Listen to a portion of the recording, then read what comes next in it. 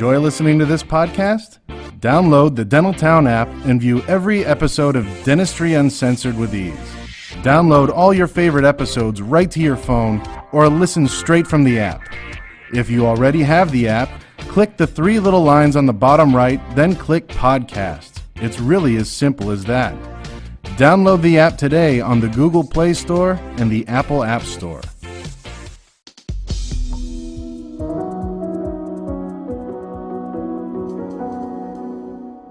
It is a huge honor for me today to be podcast interviewing Tom Gallop of SS White Dental.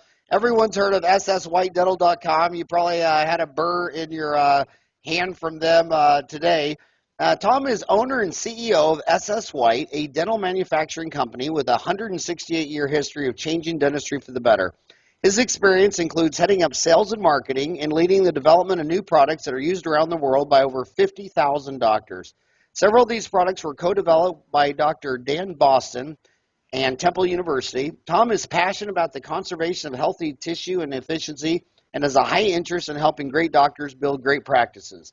Tom began his career at Kodak as a technical sales rep. He earned a BA from the University of South Carolina in 1987 with a double major in management marketing. Tom is a member of several boards, including SS White and Temple University School of Dentistry Board of Visitors.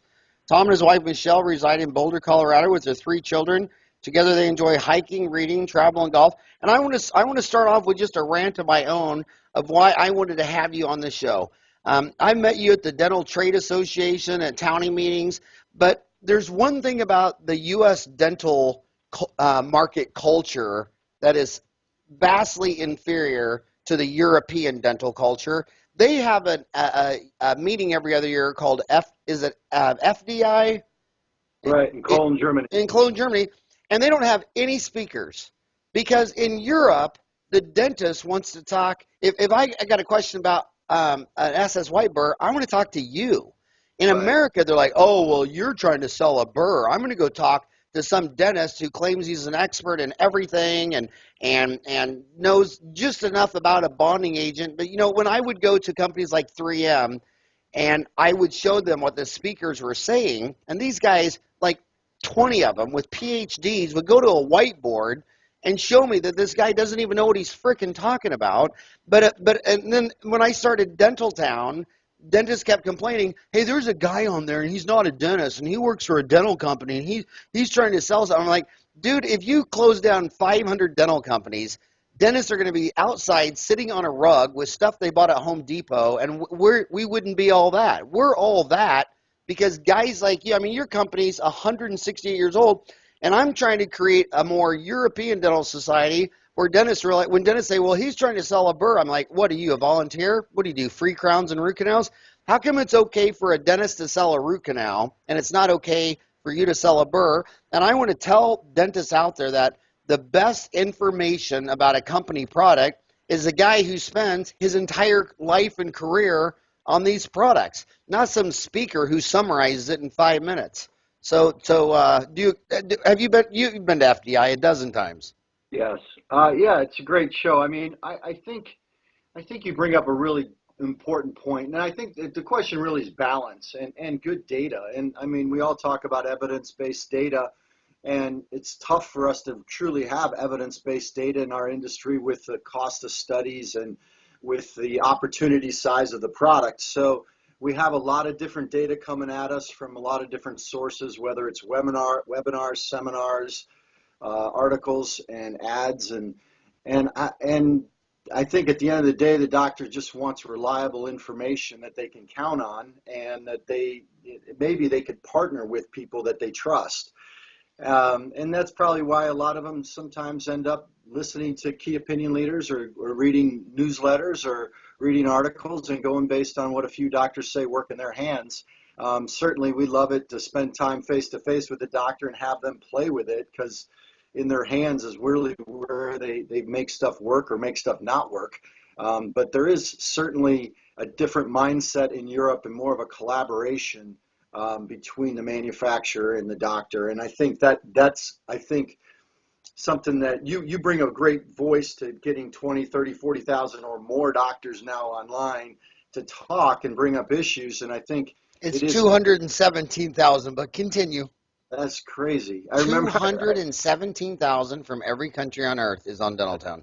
That is amazing. I remember when it just started at 20,000. I apologize for dating myself, but no, but I think you bring up a great point about how do we have great dialogue around the bigger issues and make sure we're not just selling each other stuff, but how do we have the conversation around creating better patient outcomes or conserving healthy tissue or being more efficient or building a practice so that we can treat more of the underserved or we can create better outcomes for the patients we have and enjoy our practices more. And I think that if we can help with products, if we can help with procedures, if we can help sometimes with paying for key opinion leaders to give lectures and give webinars, great. We're open for all those conversations. But I love your idea of us being more in contact with the doctor and more of a dialogue, not just us telling them about a burr, but having a conversation about what challenges they're having and how do we help with those. Well, my thought with Dentaltown is if all the dentists were on Dentaltown and saying, my gosh, this product, why is it red? It should be blue. Well, the dental manufacturer needs to see that more than anyone because that's the only way it's going to get done. Whereas an Orthotown, the orthodontist, they won't even let me on the site because I'm not an orthodontist. You have to be an orthodontist, and they don't let any any orthodontic manufacturers from GAC or any of those Henry Schein Ortho.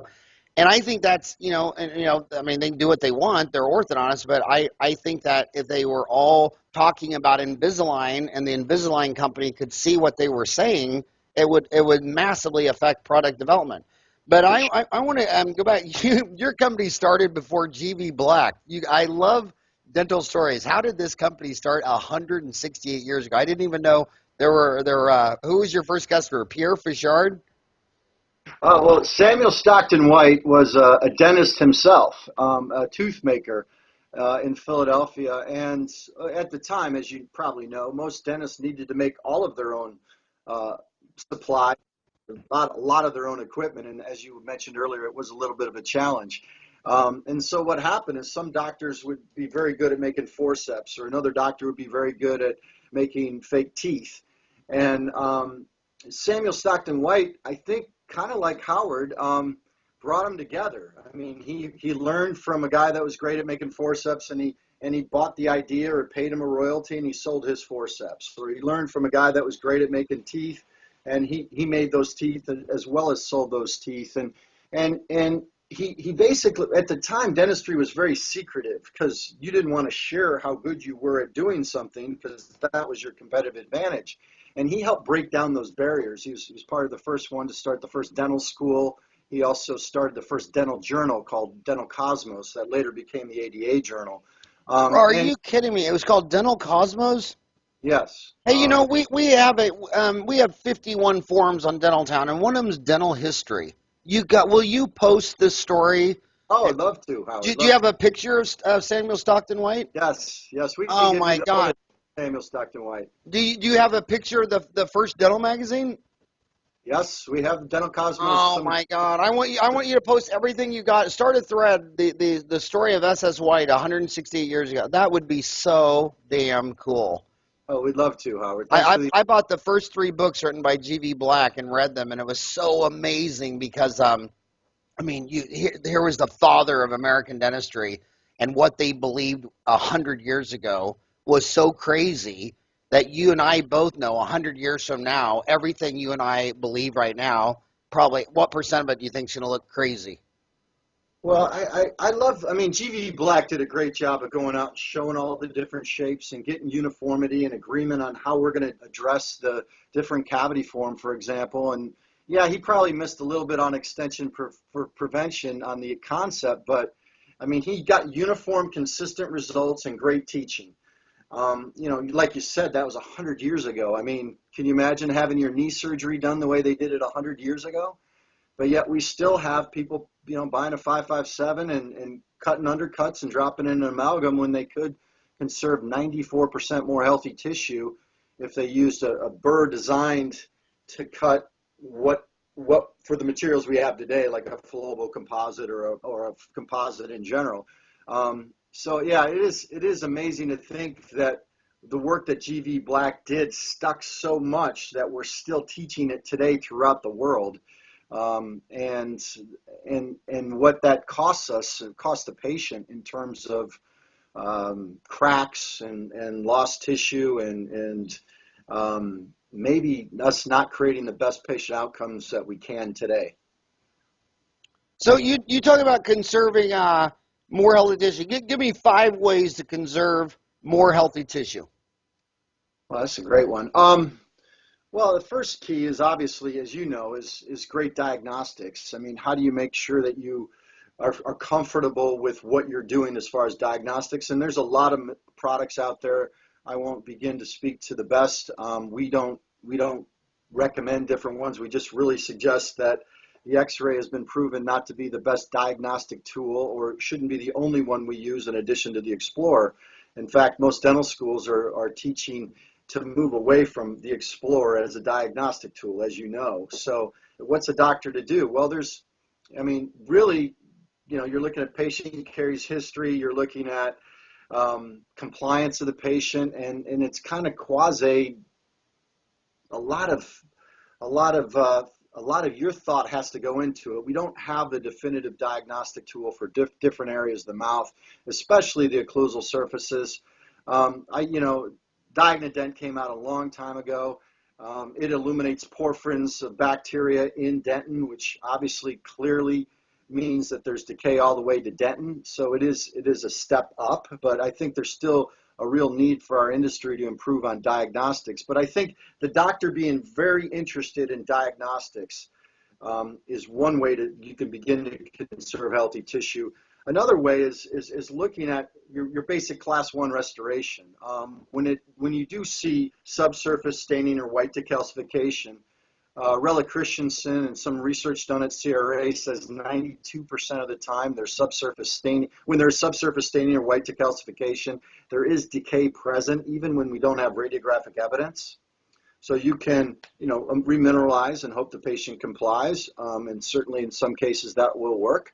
Or you can surgically intervene. And if you're starting to surgically intervene at that point, we really want to do it as minimally invasive as possible. And so what we did is we developed an instrument with Dr. Dan Boston, who was the Dean of Research, or the top restorative doctor at Temple, and it's called fissurotomy. It's been around since quite a long time, but we've got probably 20% of the market that's using it on a regular basis. And so I see there's a real opportunity for the rest of the doctors to get in there early, conserve when they are going to cut on the occlusal surface, to conserve healthy tissue. It also gives them an opportunity. If you imagine coming at the tooth with a pointed instrument versus a blunt instrument, and it was shocking to me when we had our engineers and doctors look at the difference in the amount of tooth structure removed. It was 93% less tooth structure removed at 2 millimeters depth versus a 5.57. So we said, okay, well, what about a 330? And even then, it was about 90% less tooth structure removed. So we're talking significant amount of reduction, significant amount of conservation of healthy tissue. And it's also the healthy tissue is conserved at a really important place, that periocervical junction, or that right at the DJ. If we can conserve the dentin, we've heard from doctors and people that have really spent a lot of time on this, that the strength and flexibility of your tooth comes from your dentin. We can replace enamel, but we really have a hard time replacing the flexibility and strength of dentin. So we want to maximize the conservation of that dentin. And so one way to do it is by obviously diagnosing it early, catching it early, and going in minimally invasively.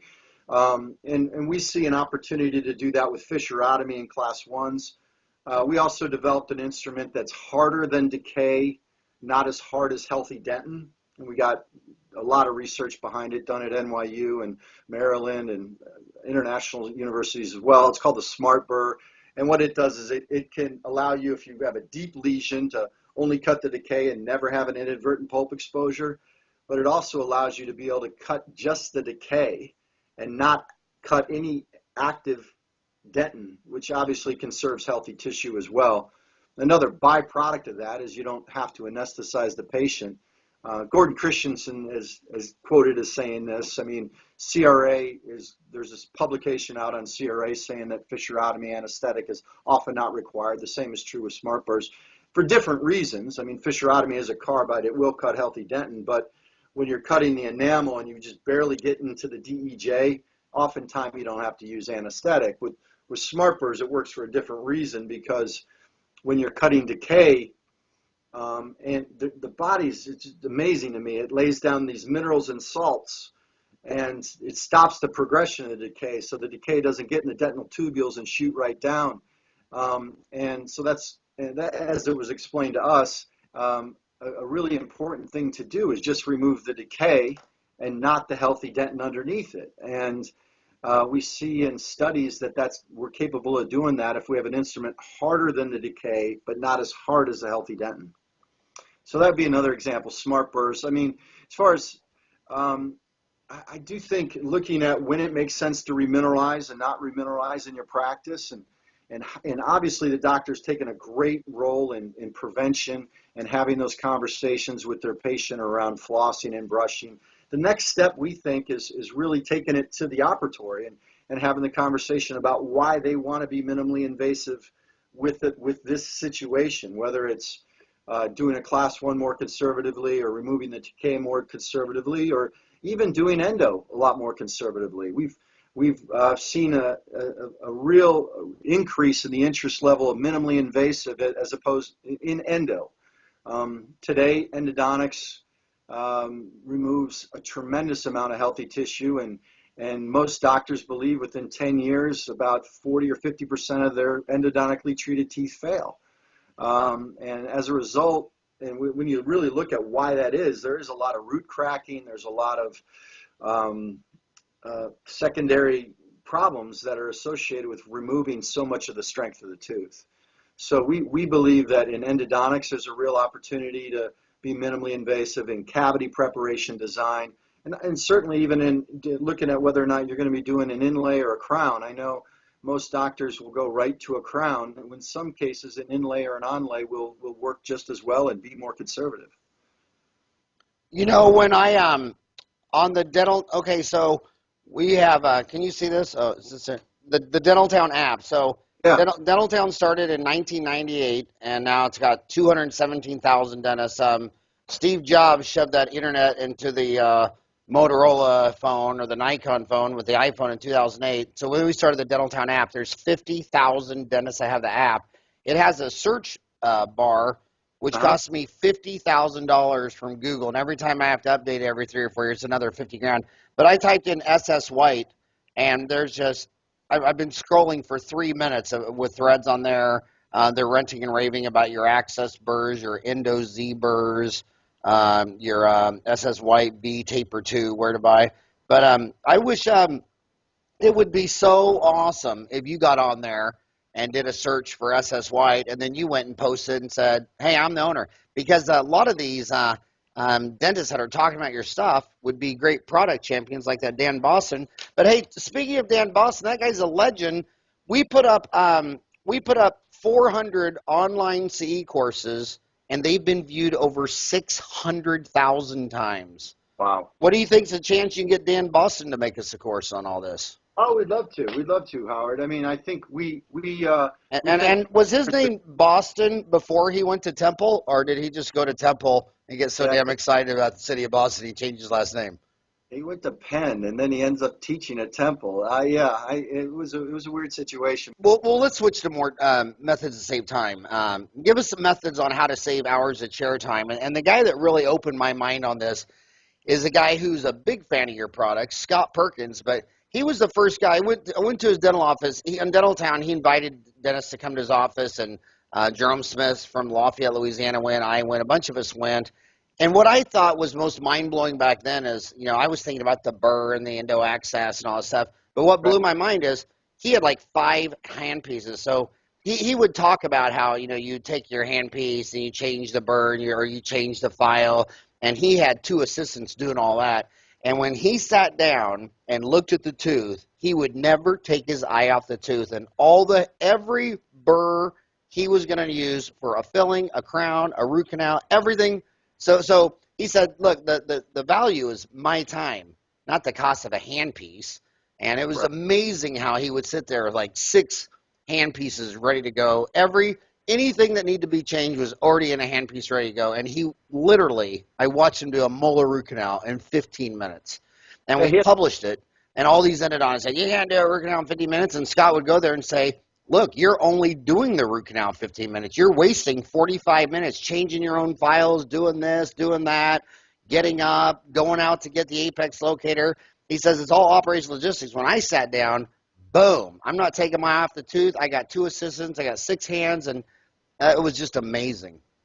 But how do you recommend saving chair time? Oh, well, I mean, Scott Perkins was a really interesting guy. I agree with you. He did the enamel peel technique, right? He used our great white burrs to be able to do crown preps also much quicker. And because of feedback from doctors like him, we took that great white blade geometry, which does cut up to 40 or 50% faster than a regular carbide, and we have put it on diamond shapes. And so a Rochester study confirmed that our Great White Ultra, which is a crown prep instrument, would combine 3 instruments in one. So for a crown prep, you could get the fast cut of this Great White in your diamond shape.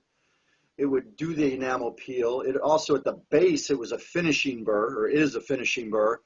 So the labs love it because they get this impression-ready margin that looks really beautiful. We have labs recommending it to doctors. And it cuts faster than a super coarse, but it left these striations that would allow for even better holding of the crown. So that would be one idea. Well, I mean, really, there's 3 things you should look at when you're doing your crown preps as far as instrument selection goes. One would be a single-use instrument like Piranha and get a fresh, fast-cut diamond every time. Another would be, like Scott talked about, is using a carbide, in this case, Great White's the shape of a diamond, to get much faster enamel peel. And like I said, be able to get, instead of having to switch diamonds from a coarse or super coarse to a medium or fine grit to finish out the margins, you could get that in one step. I think the idea, though, that Scott was really pursuing, maybe wasn't aware of it, was looking at how he can reduce steps, how he can improve efficiency, how he can be able to optimize his chair time. And I think we've had those kinds of conversations with hundreds of doctors and gotten feedback from them on what we could do. And really, you know, if you start with that mindset about understanding that you can be better quality and fast, it opens up a lot of things. Specifically for us, we help with faster crown preps, like we said, with either Great White Ultra or Piranha. We help with allowing the doctor to cut metals much faster with Great Whites. We've had that on, it's the #1 selling product for years. Dental Town's had it as the burr of the year. We appreciate it. But recently, slow down, Spanky, on that deal, because we just started the voting for County Choice Award. And so our goal for the number of votes, I mean, we like several thousand dentists vote, and we just launched this year's voting on Friday, and we've already reached 10% of our goal of the votes on Monday. But what's cool about that is it's the only award in dentistry, and you've won a lot of them, is from, you know, all your peers who bought these products and services with their own money, tried them in their own hands. And it's not like I don't really care about awards for movies, because, like, I remember when E.T. lost to Gandhi for the Oscar. I thought, well, Gandhi was an autobiography of a great man. You're confusing that with Steven Spielberg, who created a great movie that's legendary. And I haven't heard, you know, I mean, E.T. was legendary, and it lost to an autobiography. I thought that was crazy. But dentists all have 8 years of college. A lot of them have 12, 13, 14 years of college. They're very anal. I mean, they're hard to please. And we show all the voting. And these, if you're a young kid, and, you know, if a product works for you, great, use it. But if you're having problems, say your denture relines, you know, you're having problems with your denture relines, or every time you try to cut off a crown, the burr it doesn't work, or you have to go through 3 of them, go to the County Choice Award and see who your peers voted on. And you mentioned Gordon Christian.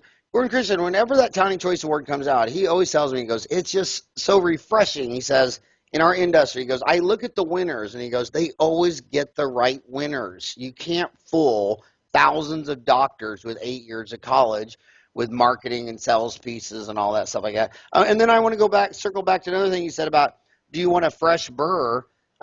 You realize when you go to like the United Kingdom, after they had that mad cow disease, and people were wondering if prions would be in those burrs and files, and they passed laws. The dentists there, they can't sterilize an endophile. They can't sterilize. So it's single use. And you know what? I still have Government has patients, gone that way too. and I still have patients that tell me, they go, now you're not using any of that. You know, none of this stuff going in my mouth has been in someone else's mouth. So I do you think? But talk about single use. When did it start in your 168-year history? Well, And what percent of burrs have gone to single use? And where's that headed? Because I'm there. I like single use the most. yeah, well, we invented the first single-use diamond called Piranha, and that was 23 years ago about. And God, then that seems like yesterday you came out with that. yeah, we're all not getting any more hair, are we, Howard? Um, the thing interesting that you mentioned it. The VA and the government in the U.S. has gone all single use because of the cross-contamination issues that they've had in VA hospitals and the Surgeon General report. But they also did research that showed we couldn't effectively sterilize a diamond instrument because of the nature of the diamond. Imagine like sandpaper and in different layers of sandpaper and blood clotting on.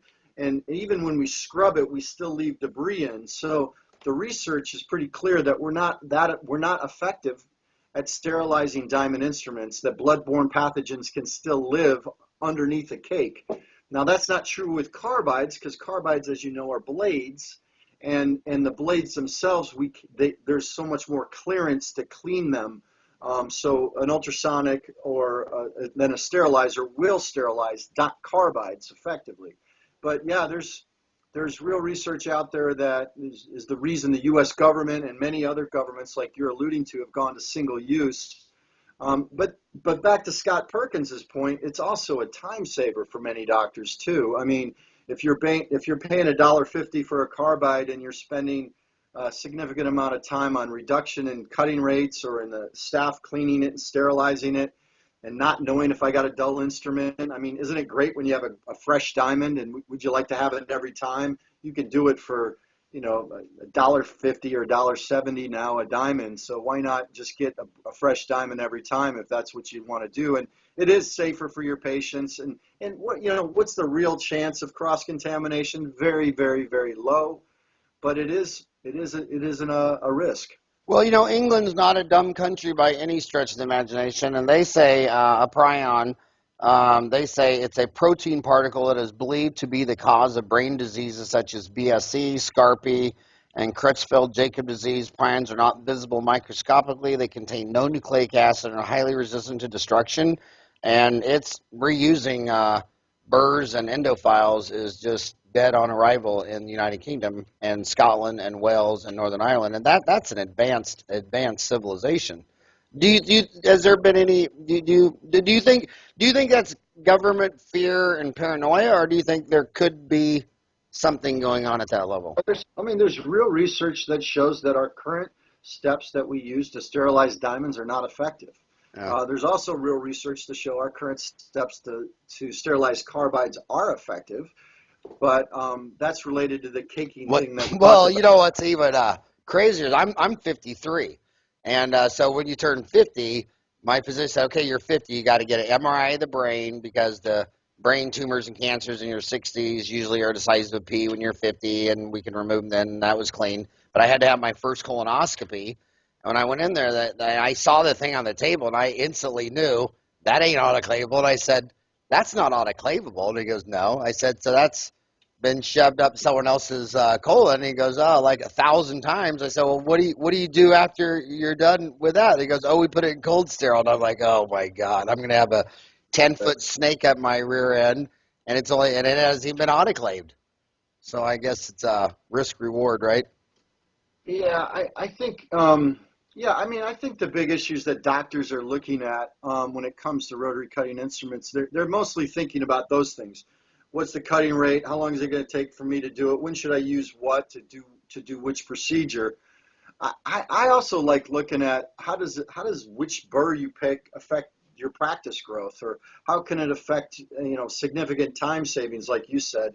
And because to me, the doctor's top issues, around staffing or around practice growth or around efficiencies, those are what the manufacturer should be helping you with. And to me, I appreciate the setup question around time savings. I think, if we could get doctors to look at every step they took and build lean process, I think there's an 85 or 90% increase in productivity we could see in terms of how we schedule. We've had doctors that have incorporated lean manufacturing into their practices and improved their practices tenfold in terms of efficiency. So I think there's a tremendous amount of waste. Part of it is using an instrument that cuts slow, or part of it is taking 4 or 5 steps to polish when you can polish in 1 step. And we could certainly help with those kinds of tips, but developing that mindset around where is waste in my practice, where is waste in my steps, how do I increase quality and reduce variability, is a great conversation I think we should be having more with doctors, because it'd be great to increase the capacity that dentists have and treat more of the underserved and help the doctors grow their practice.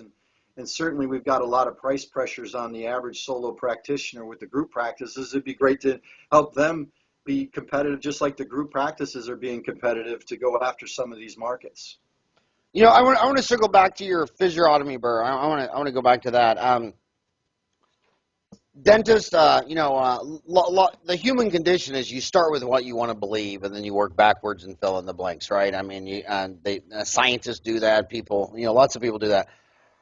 And there's a lot of good research that shows that half the sealants are failed within a year, and the other half are all failed in 2 years. Now, when you talk to a dentist, they're always going to say, "Oh no, not mine. Mine are permanent. Mine never fails." It's the same with endo. You go to every dentist. I could drive you to 100 dentists from my house within an hour that will tell you that they, knock on wood, they've never had a root canal fail.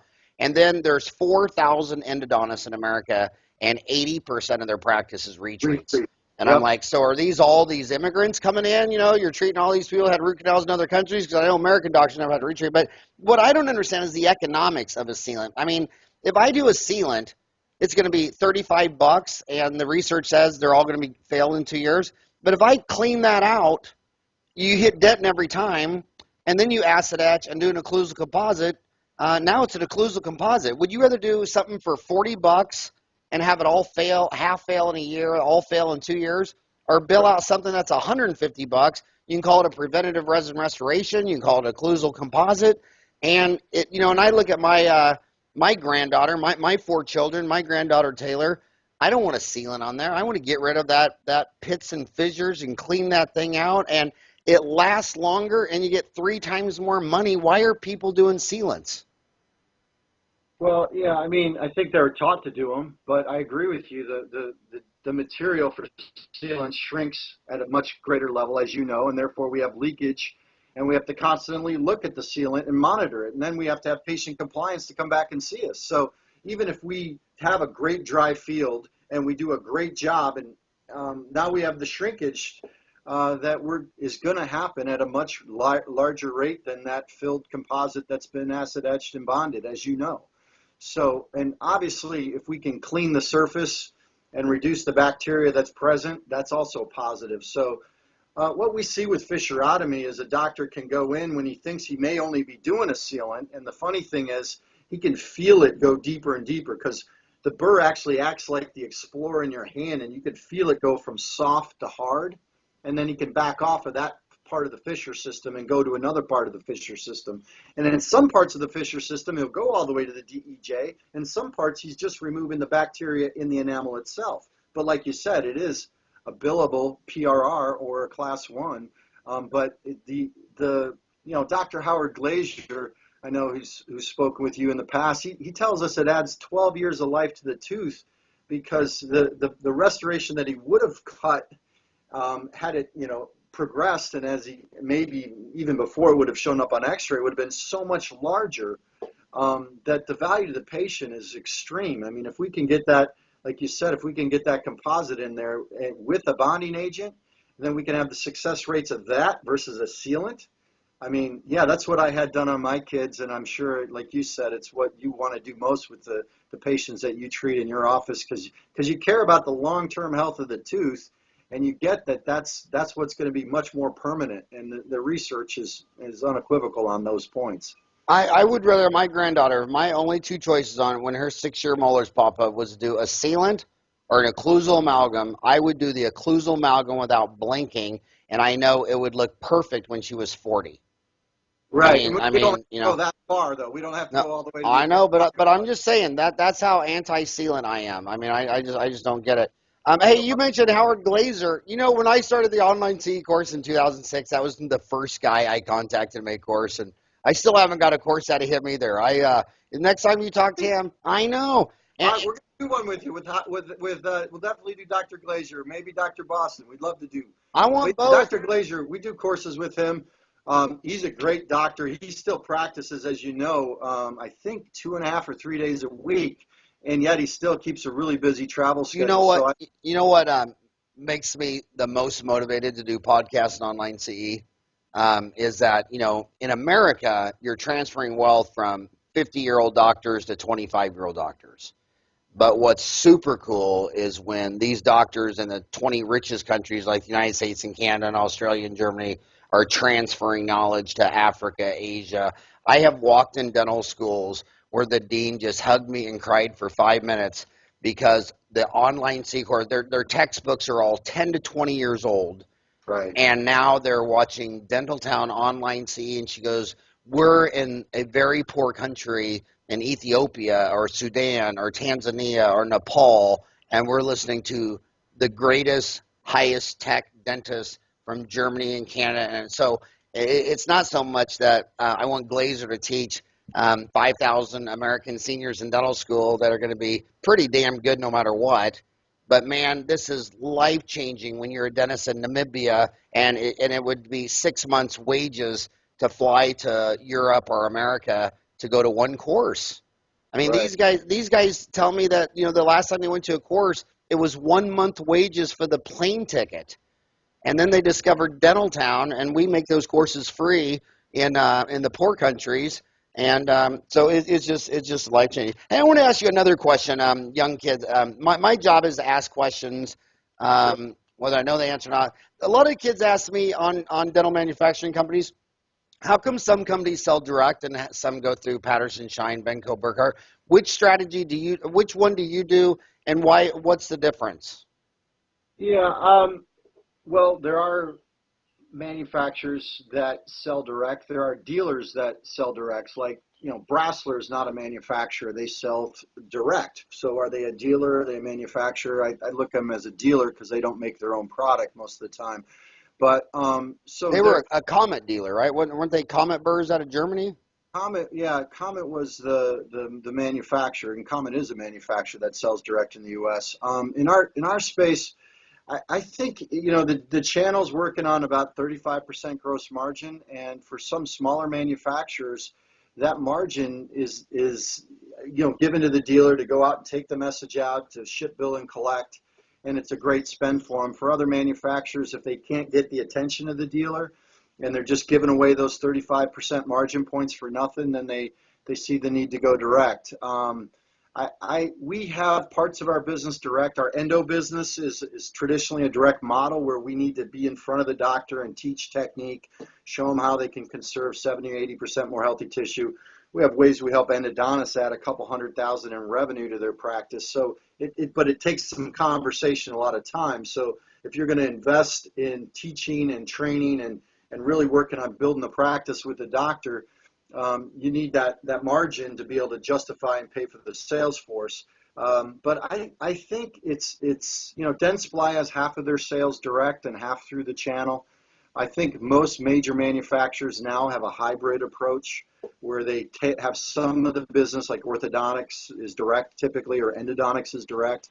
While the GP with 135 or more thousand doctors, it's hard to be able to have a 100-person sales force be able to interface with them enough. And a 100 salesperson force is pretty large. So it's quite expensive to be able to interface with the individual doctors in a face-to-face setting. But it comes down to, what the way business has been and the risk that different businesses are want to take.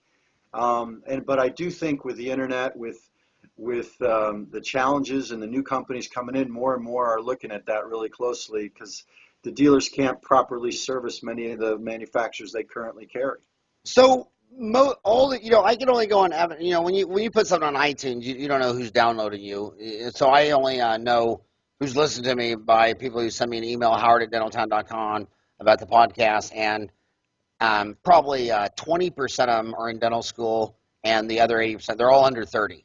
I mean, Right. about once every 3 months, some guy will send me an email and say, hey, I just want you to know there's one old fart listening to you in Pennsylvania. I'm 62 or whatever.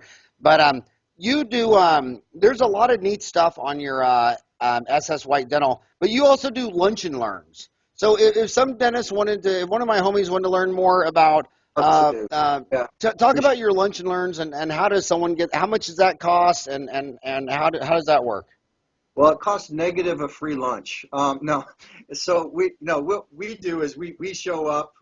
We typically get about 45 minutes or a half hour of the doctor's time, and we like to have staff there, as you know, because staff a lot of times is key to being able to train patients and really put new processes in place. So we like to have the doctor and the staff have lunch. We bring in the lunch, and it costs the doctor nothing, and we have conversations about 6 ways to save 120 hours of chair time, or 5 ways to conserve 20 to 70% more healthy tissue. And we also have a neat one on 5 ways we've helped doctors add up to 100 referrals or $40,000 or $50,000 in revenue to a GP practice.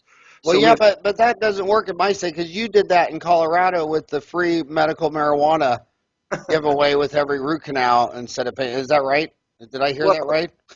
we tried to keep it on the lowdown, but yeah, that wasn't our best promotion, no. So come on, how do you add referrals, especially in those numbers? Talk about that. And you have a double major in marketing and management. So how do you talk about that? Because dentists always want a new patient, just like a fireman always wants a new fire.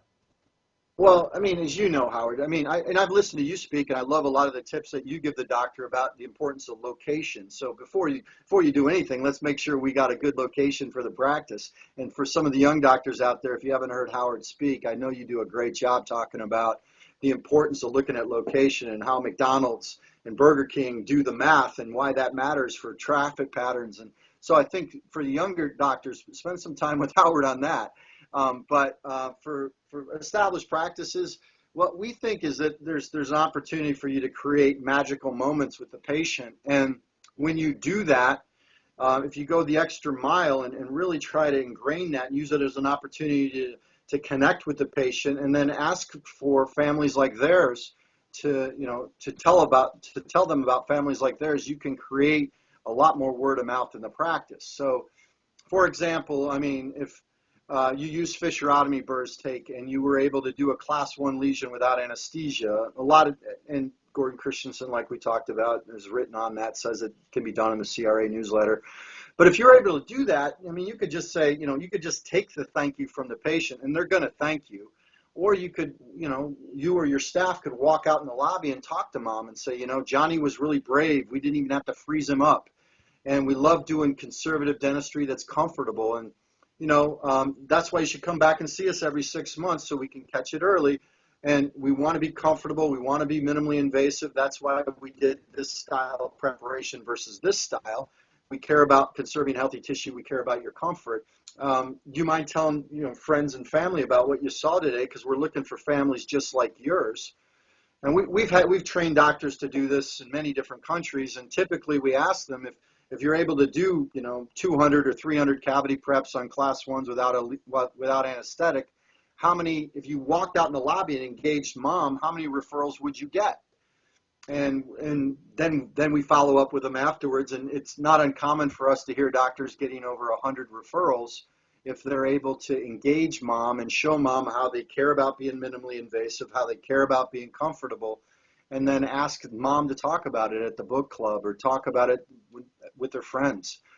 I mean, I don't. You probably haven't had this experience, but when we have people go to the dentist, even at our company, that they know they're going to have a shot, they don't expect to see them come back. So if they go and get a cavity done and they come back, people in the office, kind of, expect them to drool or talk funny or be numb. And when they're just normal, it's a really neat opportunity for that patient to brag about their doctor. So, doing a comfortable cavity prep is and then taking a minute and talking to mom about it. I also, there's other bunch of little things you can do. I know Sally McKenzie talks a lot about the diagnosed but untreated file and how the average practice has $50,000 in diagnosed cases that they haven't scheduled, and the importance of getting your front desk to be able to make that phone call. When's the last time you saw Sally? Oh, it's been a while. I follow her newsletters, but it's been a couple of years since I've seen her. She was my first dental consultant in like 1987. And it's amazing how all the great practices I know use dental consultants right out of the gate, and all the people who have the greatest practices all use dental consultants. I had her in 87, brought her back in 90. He's a hygienist, Howard. How'd you listen to a hygienist? I know. It's amazing. But do you cover all this in your Lunch and Learn? Yeah, we go over this topic. So if we can talk about comfortable cavity prep, or we can talk about, let me tell you a story.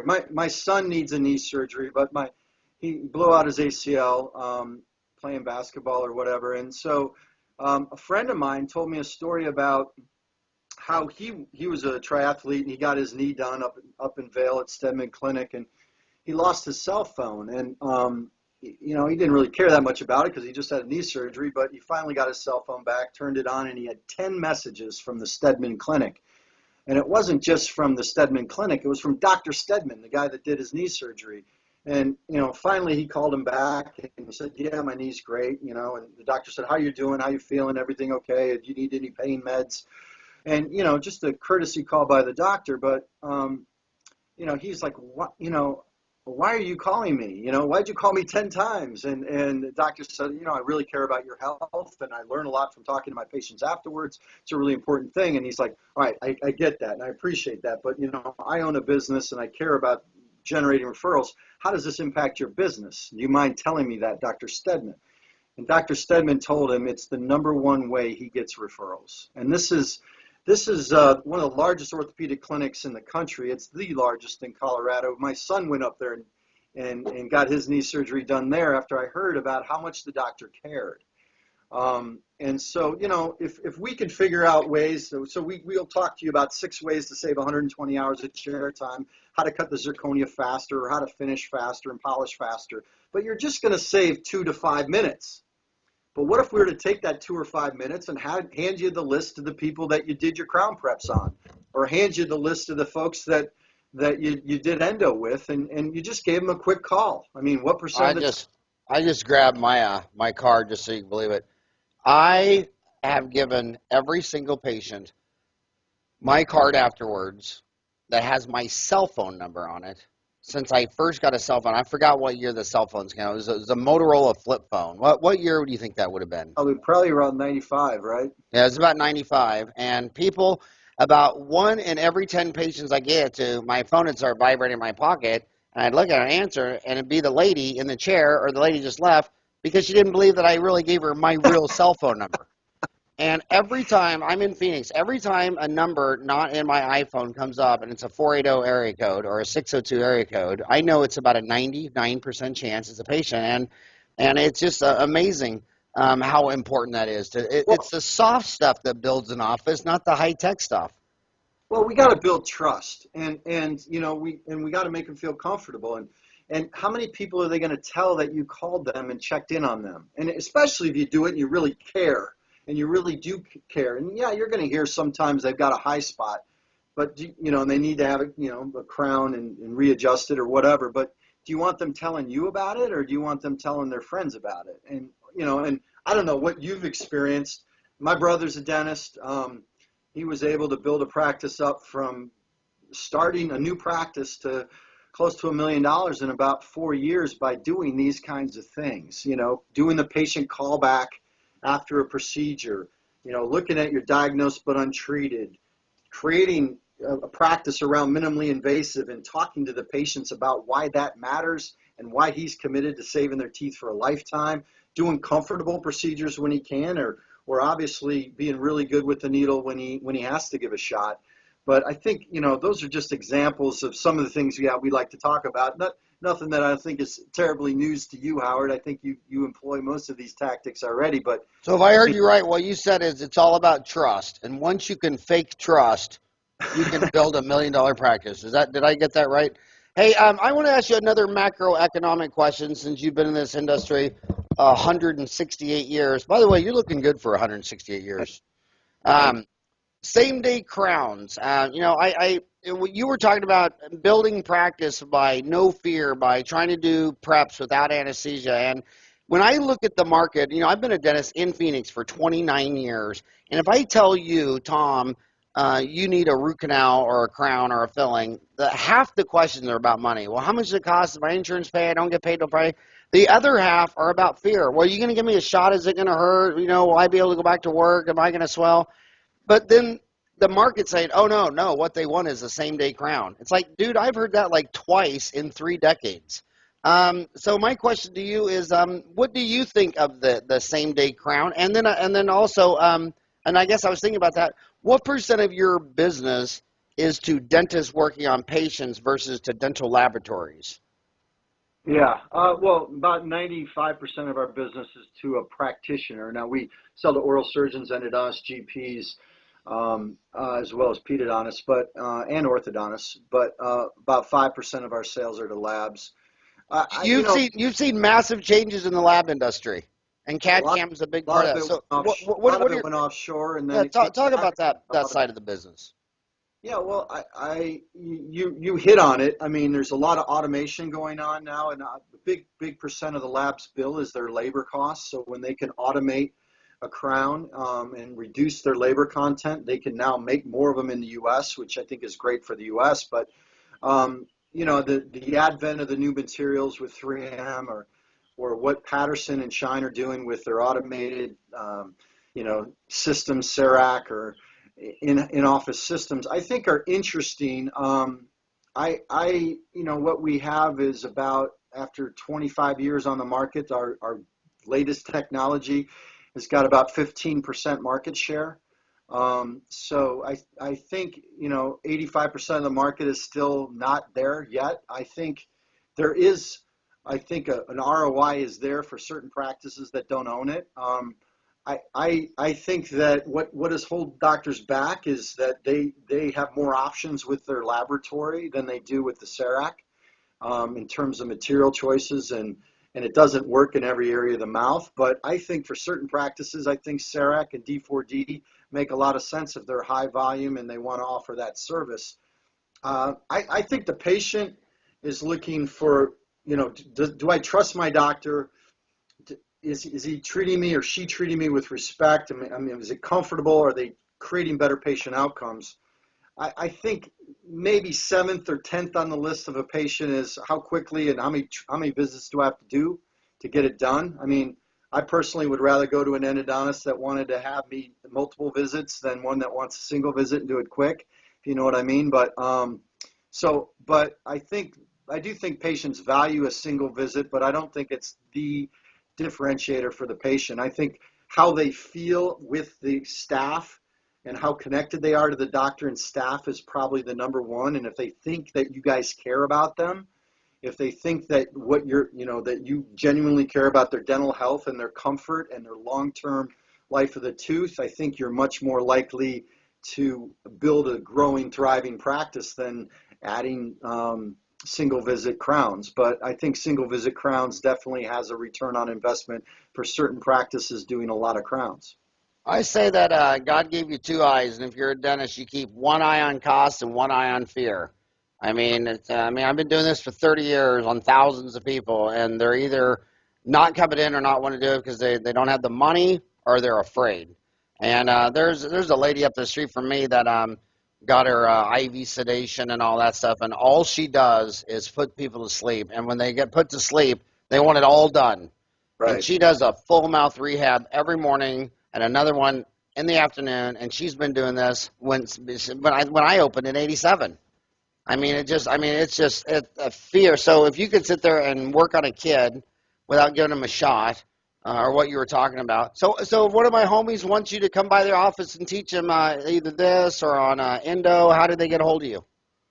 Oh, they could call our office, and our customer service would be happy to What's the number? 732-905-1100 is, or 732 1-800-905 905 1100, or 1100. in the U.S., I think, I don't know if our 800 number works internationally, but our 800 number is 1-800-535-2877. You know what I noticed? Only people our age think about the cost of a phone call. Millennials and Generation Xers, they've had anybody that grew up on an iPhone, their long distance plan. I don't think that it even matters or registers in their brain. I love what you're talking about on fear. And I mean, what if the first time someone had a shot was when they were 35 years old getting a crown? I mean, what if we could do cavity preps without anesthetic in the vast majority of the cases? What kind of impact would that have on dental phobia and on how the patient interacted with the doctor? I had a doctor come up to me and say, give me some of those thank you burrs at a trade show. And I thought maybe one of my competitors came out with the name of a new burr that was kind of goofy, the thank you burr. But, and I started to grab the exhibitor thing and try to tell them where all my competitors were located so they could go talk to them, because I didn't know what the thank you burr was. But the staff member looked at me and started laughing, and she pointed down at fissurotomy and smart burrs, and she says, we call these the thank you burrs because every time we use them in our practice, we get thanked.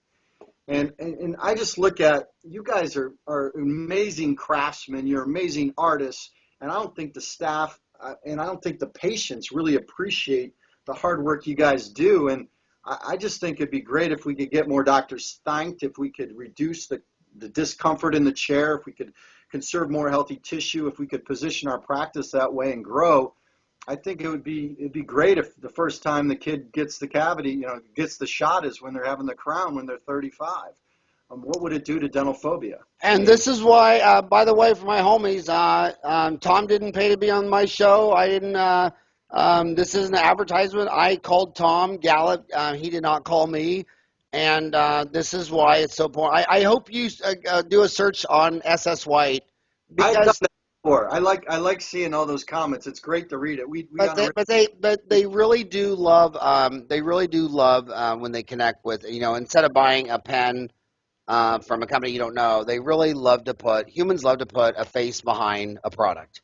And sometimes I'll be in the elevator and some guy will say, I'll say, well, what company do you use? And he says, I use Ultradent. And I'll say, well, why do you use their bonding agent? He says, I met Dan Fisher at the bar at the Chicago Midwinter meeting. That was the coolest everybody guy. has. Yeah, it's hard to meet Dan at the bar. No, and Dan's a great. They love that. They love to buy from people, and that's why government has a hard time, because no one knows who's running the post office or the IRS or any of these agencies. I mean, you go ask a dentist, well, who's the head dentist at the Centers for Disease Control or the World Health Organization?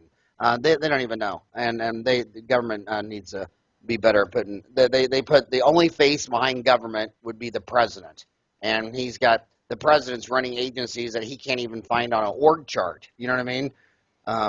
Yeah, it's a big organization, and people want to be able to connect and be able to and work out their issues, because no product's made are perfect. So we need to know how we can continuously improve them, and we'd love to hear from doctors. I mean, come by, see us at trade show booth, give us a call, send us an email, get on our website, and tell us what we can do to help. One last question. We're over time. We're past an hour. When people think of Colorado, where you live, I mean, you got to think of you read in The Economist. They say that legalizing marijuana, that your housing prices have been rising the fastest, your median household income's been rising the fastest. What do you think of that? And also the fact that you're raising 3 children. What are your thoughts on all that? Well, yeah, so the economics of $300 million in tax dollars is real and going to be attractive for a lot of states that are underwater.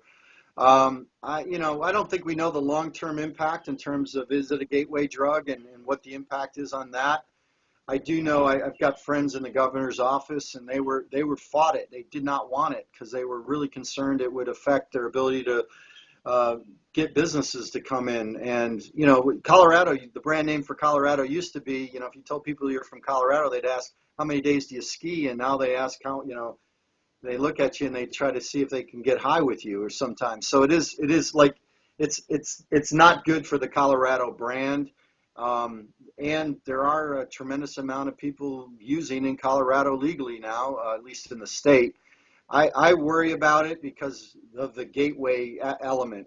And I don't think we know that yet. I don't think we know what the impact's going to be, and I don't think we will know for 15 or 20 years on what is the drug use of our kids compared to other societies. But in general, I think, I believe to each his own. If you choose to do that for yourself, that's great. And, as long as you're not hurting somebody else, I'm comfortable with your decisions. I care about younger people that don't have that ability to sort through what's best for them yet. So that would be my concern. But from an economic standpoint, it's been a big boom for the state. And I don't think it's impacted their ability to recruit good businesses to come here. And I think a lot of other states like California are looking at it because of the economics.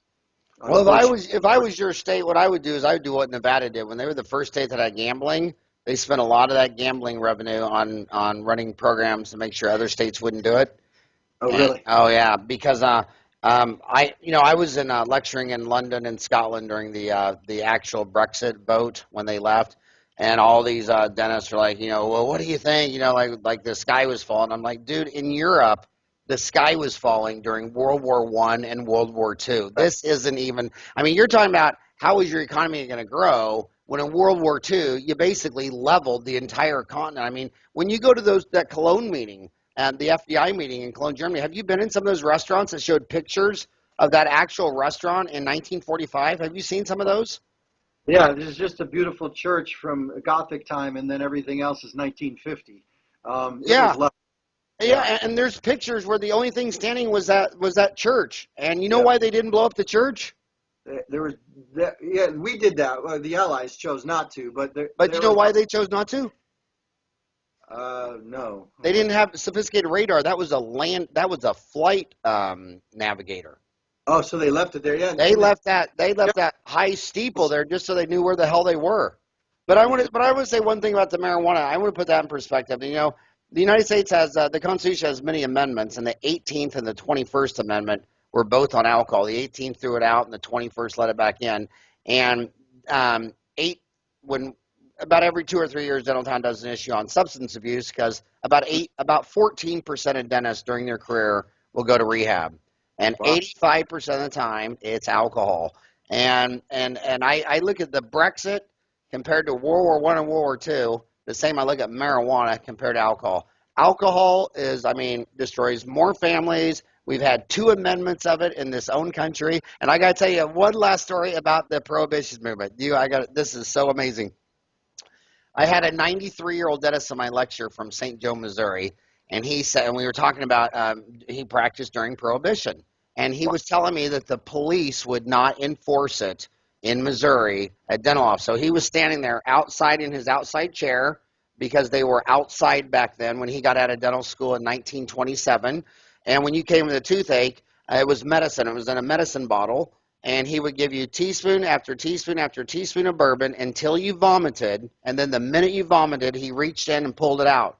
And every police officer knew that bottle was alcohol, and they all looked the other way because they knew you were a doctor and this is pain and all that. So alcohol's the 4,000 million pound gorilla, and all the other stuff is surrounding her. But well, I really appreciate your energy and you being able to network in so many doctors to be able to give them a forum to ask questions and talk. And I think the service that you've provided this industry goes really beyond the U.S. like you talk about. And so I wanted to just take a minute and say, the reason I said yes to coming on this show is that really we love what you guys do and how you were able to use technology to make the world a lot smaller place for us to talk with each other. And so, yeah, I totally agree. How do we help how can we help doctors grow their practice? How can we help them save time? How can we help them create better patient outcomes?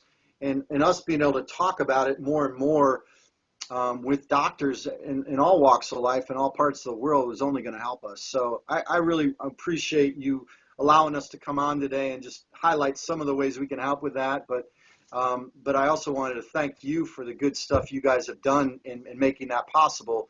I mean, not just for SS White, but for the whole dental community.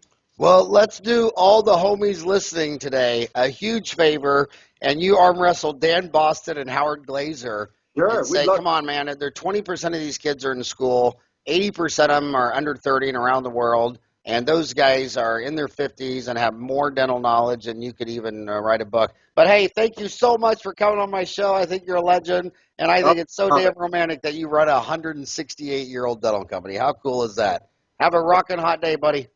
Have a great day. Thanks, Howard.